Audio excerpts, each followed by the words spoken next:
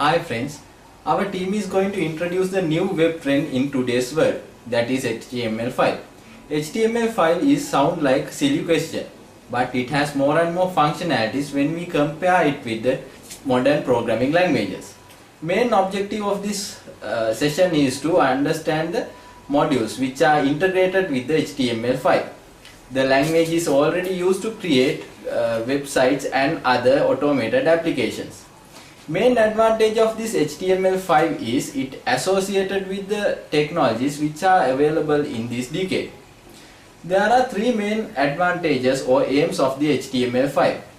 The first one is specifying current browser behaviors that are interruptible and defining error handling for the first time and evolving the languages for easier authoring of web applications. I want to take a moment to review the timeline of the HTML5. In 2004, HTML5 was began through the Drovis Parsers workshop on web application and compound document. It was focused on the features of the web applications. In this time, authorized parties focused to forward HTML5 with HTML 2.0, but this was not successful. In 2005, after rejecting the above mentioned procedure, the standard bodies decided to combine Web Application 1.0 with HTML5. In 2007, W3C published the new working draft. In 2009, standard bodies issued final working draft of the HTML5 using the estimation of Hickson's. In 2011 and 2012, major browsers compatible with HTML5 and HTML5 became very famous among the world, and it issued the candidate recommendations. When we talk about the current support of the HTML5, we have to keep in mind HTML5 development enhanced very rapidly. Mainly, we can talk about the support provided by the HTML5 to enhance the functionalities of the browsers. According to the example given in the screen, lots of famous browsers support the major portion of the features in HTML5. If you can go to the findmebyip.com, you can see the HTML5 supporting properties such as CSS3, and it's supported by the Windows, Mac and other open source operating systems. Then let's see what is HTML5. Looking at the strict definition, we can think it is a continuation of the previous HTML specification in DOM level 2. This is designed to address the modern web applications which are created. Another purpose we can state is HTML5 is working as a formalizing technology of foundation level APIs. Really, HTML5 enhances the capabilities and the endeavors of the web browsers. That's what we should keep in mind. Michael Mehemoff declared the HTML5 is a brand. That means it representing the new type of web application rather than the specification itself. It is very important to identify what is HTML5 and what is not. These are the features which are not available in the HTML5. Those are CSS3 transition, WebSockets, geolocation, SVG, CSS3 at font face. That's all about the introduction of HTML5. After that, let's see what's the new features of this technology.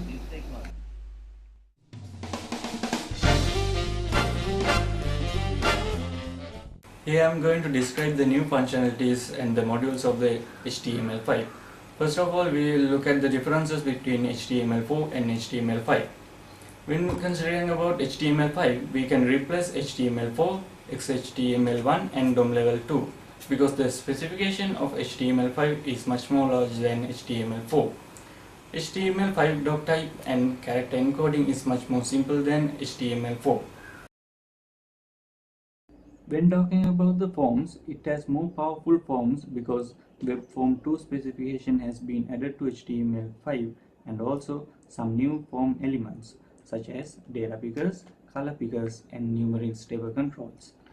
Input field types now include email, search and URL, and some new methods has been introduced such as put and delete. The most interesting part is HTML5 integrated new APIs. These APIs designed to develop web forms easier across the multiple devices and the user agents. These APIs included video, audio, offline apps, and one for editing page content, one for drag and drop, and one for the history. Other APIs are geolocation and messaging. So these are the differences between HTML5 and HTML4.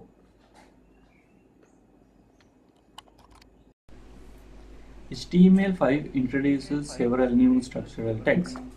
When we are talking about section tag, it represents a generic section of a document or application. A section in the context is a thematic grouping of context, typically with a heading. Section can be chapters, introductions, or product descriptions, or any other content. This section tag is not a replacement for the div tag. Then we will talk about the article tag. This represents a self-contained composition in a document, page, application, or site, and that is intended to be independently distributable or reusable. After that, we will talk about site tag.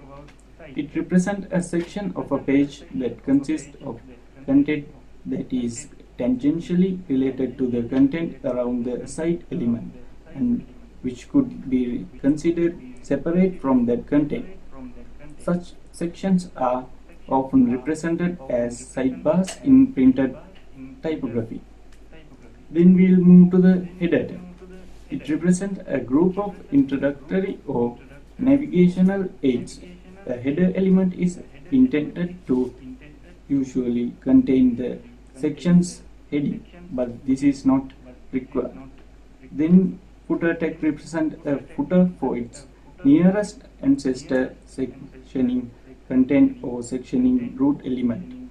And the last element is the nav tag. It represents a section of a page that links to other pages or to parts within the page. One of the most intriguing thing about HTML5 is the addition of new elements which can place new types of contents directly into your pages without requiring plugins or additional programs. This is not a new concept, as image tag used to add images to a page for many years. Let's look at the new types of content we can place in your page. First, I want to look into figure element as the specification said. The figure element represents some flow content, optionally with the caption, that is self-contained and is typically referenced as a single unit from the main flow of the document.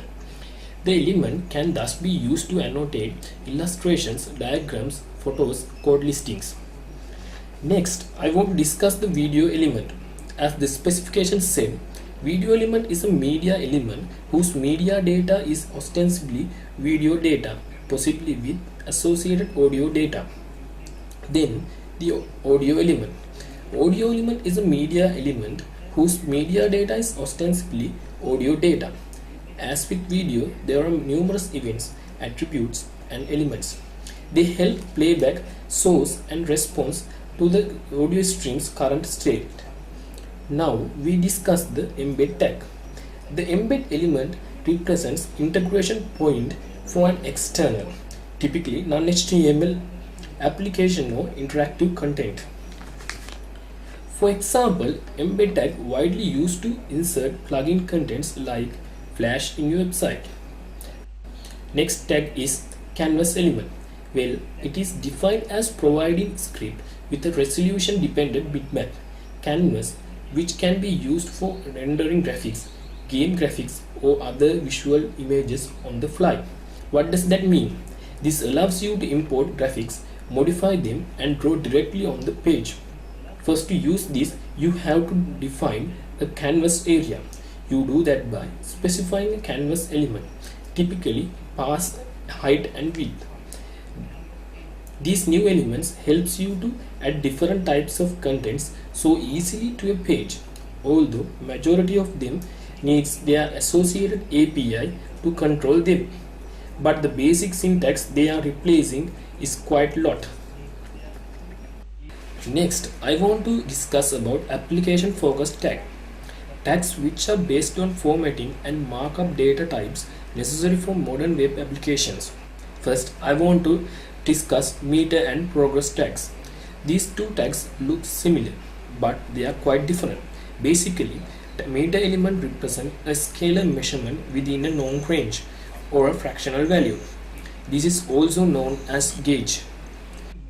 Now, here is what I have to say about progress element.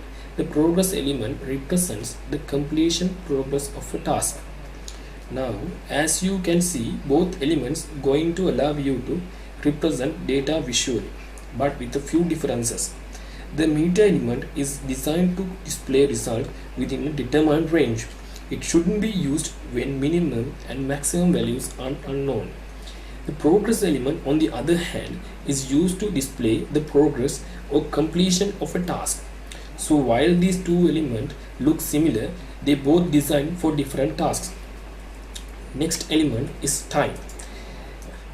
This element allows you to mark up time and date information in a machine readable way that will make easy to pages share information with items such as calendars, social applications and data feeds. Then I want to discuss about command tag. The command element represents command that user can invoke. Attributes allows you to customize the look of the commands through the use of icons. If you want to change whether the command is a toggle or if it is one of the groupings of commands and whether the command should be visible or hidden. Menu tag brought back from dead. It is deprecated from HTML4, but it found new life in defining menu structures in applications. It is, as we say, we specify a context menu or toolbar or list of items which represents various commands. There are of course many other mechanisms within the HTML5 specification persist and building applications. By giving interactive elements and controls most commonly used in building applications. HTML5 takes a radical approach of building the browser itself into an application platform. Some of the elements have been deprecated from HTML5. HTML5 addresses its specification to two audiences, authors and user agents.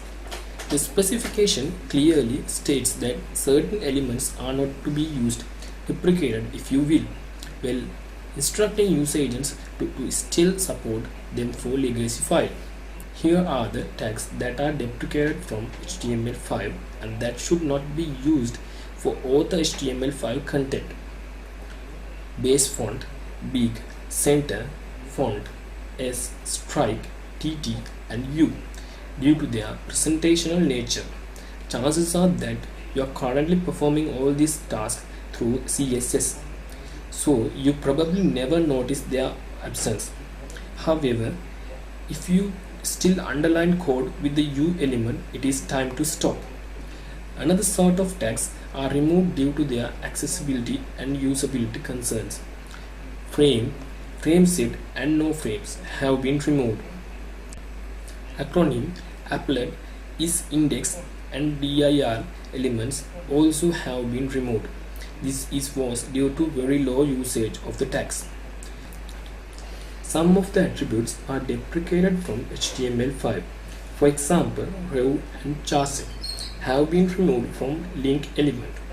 Long disk and name have been removed from image tag. Some of the presentational attributes have been removed from HTML5. For example, align attribute has been deprecated from all block level element. Background attribute has been removed from body element.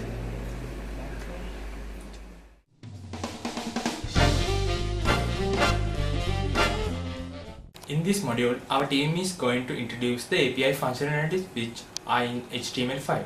In briefly, here I am describing about integrated APIs and associated APIs and the functionalities of them. APIs are really help users to do each and every task in user-friendly way. In the past, there was an extension between HTML specification and the dynamic object module or DOM API. Now the HTML5 specification is HTML4, XHTML 1.0 and DOM level 2. That means DOM specification is a part of HTML5 specification. This can be discussed using many factors, but the chief factor is decided to produce them in detailed specification to resolve issues across different platform implementation. In HTML5, editors have added so many functionalities with regard to API, such as form processing and manipulating elements. HTML5 is built in APIs which are designed to help the browser to be compatible with more programs platform. There are some integrated APIs such as Video Audio API, Inline Editing API, Offline Application API, Web Protocol, History API, Drag and Drop API. HTML has some associated APIs such as Geolocation API, 2D Canvas Drawing API, Local Storage API, Web Workers API, Web Socket API, Messaging API, and etc. According to the HTML5 focused application, these APIs provide services in three ways. Those are media playback, interactivity, communication. That's all about the overview of the API, and let's go through them briefly in the rest of this video. Canvas. Canvas is a new element in HTML5 which focused on application development. This canvas technology allows you to create drawing environment in your browser. The canvas is originally developed by Apple as a part of OS X dashboard. This specification does not allow 3D graphics, and after combining several canvases, we can create 3D graphics. This canvas is supported by the major browsers such as Chrome 3 and higher, Explorer 9 and so on. To define a canvas element, we can use tag of canvas, and within that we can specify the requirements which we want, such as width, height, ID and so on. Drawing the canvas API is not difficult. We can use beam, path, fill rect, fill style like predefined methods to do it. Normally canvas create a grid based on the height and width defined by the user. User can design color, resize and any other work using this canvas function. Drag and drop API in HTML5 makes links, images, files on websites to drag and drop. This native API makes it easier to code up. It is a very basic user interface construct, dragging objects from one location and drop them in another location.